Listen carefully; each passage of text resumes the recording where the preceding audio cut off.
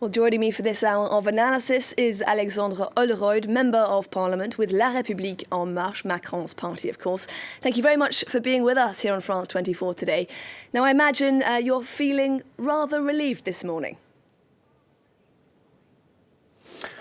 Well, relieved to some extent. Relieved in first that the turnout wasn't as low as people expected, and I think that's a good sign for our democracy. But I think very much in line with what the President was saying is that nothing is done. There's 2 weeks of campaigning ahead of us. Those 2 weeks, everything can happen, and it's up to us to campaign until the very last minute. Because what's at play here is two vastly different views of our future, of our children's future, of our grandchildren's future.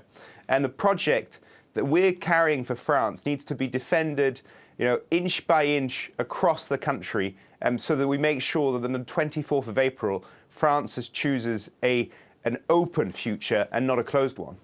Now, Macron did, of course, throw his hat into the ring very late in this campaign. He really only had 2 weeks to make his case before the French electorate. How much of a risk was that, in your opinion? Well, I mean, I don't really buy the argument that the President threw his hat in the campaign very late. The truth is Macron has been the President for 5 years, and he's been the subject of intense criticism from left and from right in those 5 years, and intense support. And I don't know, well, at least I know very few people who didn't think that he would run again for the past month. So the truth is he has been a key actor in the 5 months. Now, it so happens that he is also the President of France and the President of the European Council, and that Russia has invaded Ukraine. So his responsibilities, which are crushing compared to his opponents, have obviously taken an important part of his time in past weeks.